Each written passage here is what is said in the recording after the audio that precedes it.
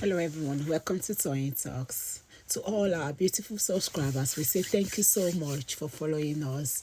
And if you're new here, we are so happy you find us. Please don't forget to like, subscribe, and hit on the notification bell so you will be notified for more upcoming videos. And in the comment section, please note the regrettive comments, please. Thanks for watching. Till I'll see you in my next video. Stay safe, stay blessed. I love you. Bye. Kọ́lọ́ máa bá a jẹ́ kó má fàtìjì àti mú wa síbi tó nira kó má kọ̀dí àìmọ̀ṣe sí wa kó má dá wa padà sẹ́yìn. But sometimes àwọn struggle mi wà, some cases are so big or so deep, so you have no more relevance or substance. They would, even you yourself, you might think, is this the end of me?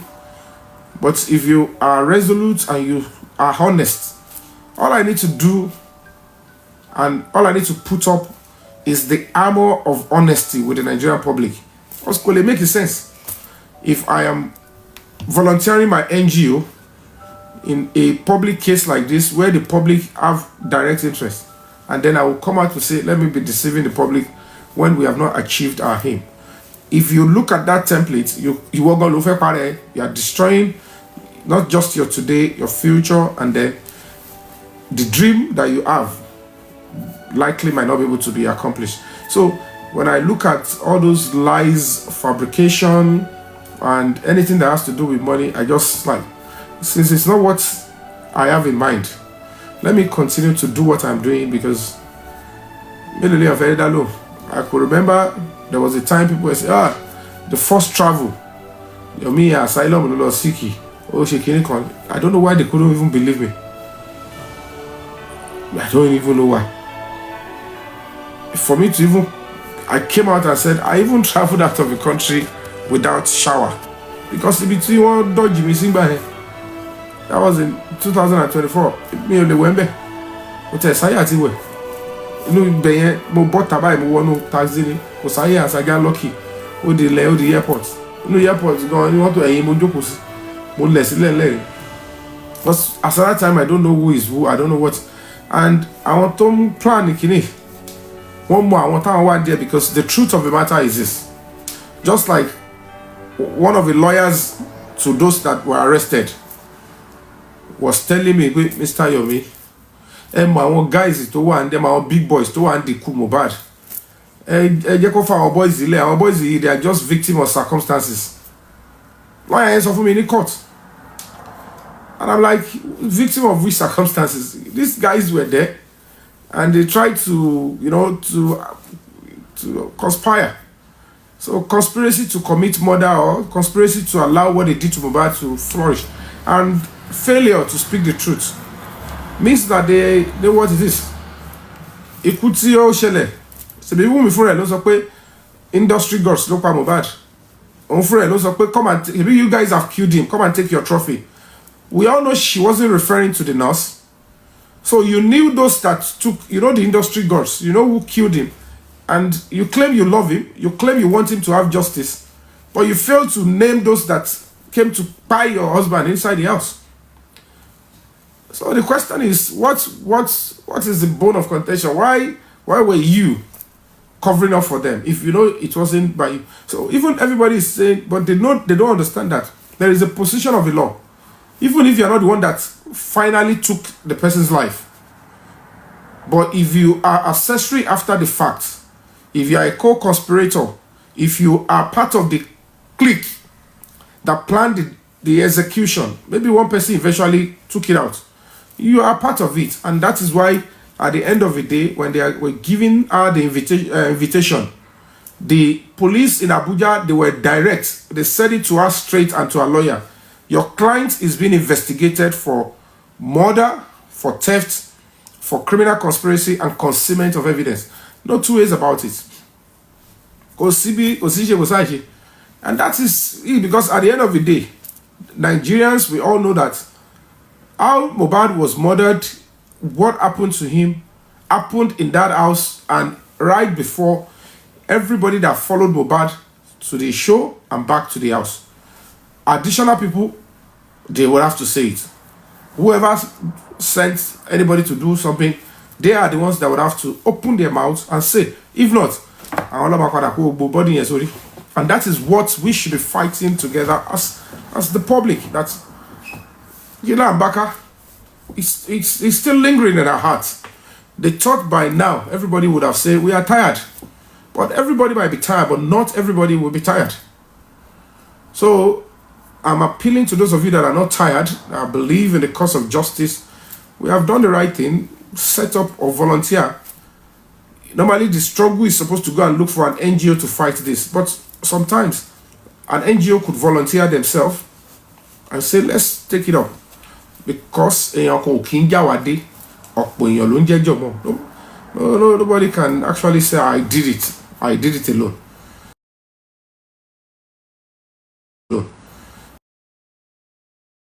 Eventually, if Mohbad gets justice, trust me, I can tell you on my honor, it's to the glory of all majority of the Nigerian public, particularly those that standing firm on the TikTok.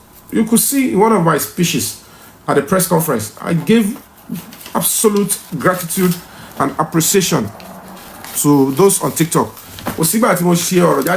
Hello, our speech here.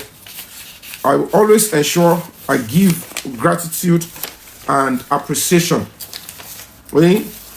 Appreciation. Funny at the end of the day, tó bá jẹ́ pé ẹ wo ru wàhálà tá ṣe ń gbà yẹn ti season 2.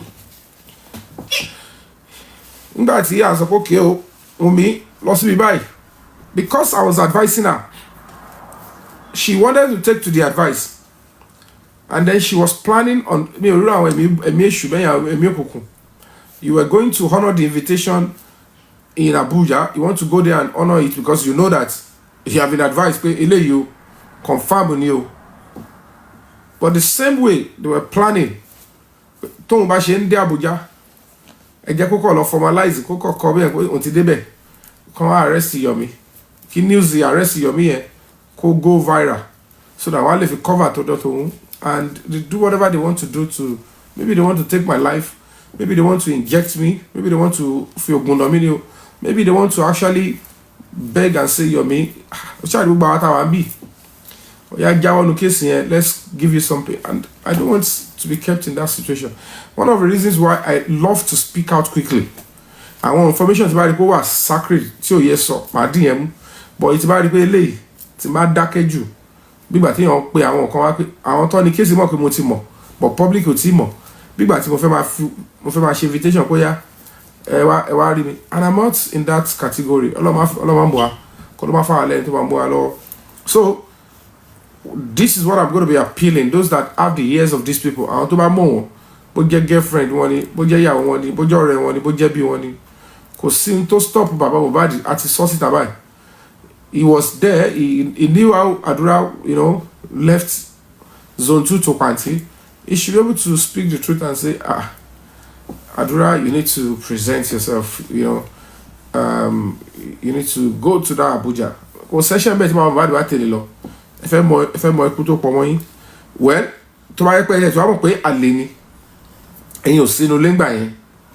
you should know certainly that Alita is a Mohbad to show for him Adura Fujuri. And under the law, Adura is the best person to admit statement, to speak the truth, and see Adajo Magbagbo. And that we can be able to proceed, and the police can proceed to court, and then probably go after the Ali that is involved.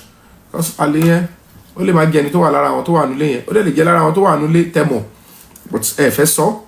But I know if you walk with Ali tí bàbá Mohbad sọ is Ali tó dá bàbá Mohbad lójú tó wà nulé tó lè náwó sí kò lè náwó sálè ní tó jẹ́ pé ó wà ń tà or tó jẹ́ lómi. So it's probably the Ali that he can easily point to. So please, if you are seeking justice, not just really for Mohbad, if you are honest, if you are a genuine Nigerian and you believe that the cause of justice is sacrosanct, please do all you can. By this time, you have been to Abuja, even though you deceive or you don't know. But I know you knew, because when somebody asked him, in Boni case Mohbad, despite the fact, in the light of the new lead and the order and directive from the president, he knew the case is already active in Abuja. And then this is where you guys should now look at why Mohbad have not really gotten justice. Nígbà tèmi tí mo jẹ́ complainant, èmi tí mo competition, me the petitioner, mo submit directive tiwa, 3 suspects out of 7 wọ́n ti lọ sí same place. Àwọn kan dem bọ́ta sọ fún yín pé any host is coming to tell you pé kò sí nǹkan tó ń jẹ́ presidency, bákan sí ló yẹ kó ṣe jẹ́. Then you now look at it pé ṣe fẹ́ pa èmi dànù ni. Nígbà tí mo sọ pé ibi báyìí kéèsì báyìí ẹni tó mo kàn sí lélẹ̀ gbogbo ayé rí pé ẹni tí mo kàn sí nìyẹn area. There is no way I will just leave Lagos, go to Abuja and be telling police officer, ó yá ẹ kàn máa arrest àwọn èèyàn láti Èkó lórí kéèsì tó ń ṣe lé lọ lẹ́kọ̀ọ́. The same way tí Wunmi fi sọ pé òun ò ní honour invitation zone 2, it would have been the same way tó máa náà òun ní fi dá wọn lóhùn ní yọjú síbẹ̀ náà. And when she got to Abuja for the first time, she is now being treated as a suspect in murder case. Kò wá ṣe murder nìkan, kan tó lè sọ pé ó involve with theft, ó involve with criminal conspiracy. Ṣé ẹ mọ̀ pé tí investigation ti rìn jìnnà? But yet, if you appreciate, if you tell the right source, the people that didn't write, that you don't know when they were writing, you don't know when they wrote, you don't know who they wrote to, are coming to tell you they are the ones making it happen. Immediately, and I'm making efforts on behalf of you, the public. So if anything has slowed down now, it's not me. It's still few of you that naturally choose to listen to voice of division. Okay, madam. So I'm going to be appealing to you. It's time for us to reason along. For all, more like any let me like you sub we call on stage. Ibi tan lo, ẹ jẹ́ ká call ká te oko gbégi tí ẹni tí giba wo logi ẹ kọ́kọ́ gbé torí ẹ̀. Whether you personally don't like an actor or you don't like an activist should be secondary now. What we want is justice for Mohbad. So if you want justice for yourself later because you don't like a particular individual, we'll attend to that. About some reason don't like him, too much but only good reason. I will apologize. If I don't see reason for it, I will only encourage you, please continue. God help you if it makes you feel good. So it's quite sad, but it is what it is. Like I said, kí Ọlọ́run bá kó bá fi owó kẹ́yìn lọ́rọ̀ gbogbo tá bá ṣe. Tí ó bá ti sí tó bá ready, tó bá refund, it could be, you know, anything can happen. Anybody can come to, you know, so, and it's still very sad that at this stage people will be thinking all we are doing now is about money. If my movement to move with see, plan let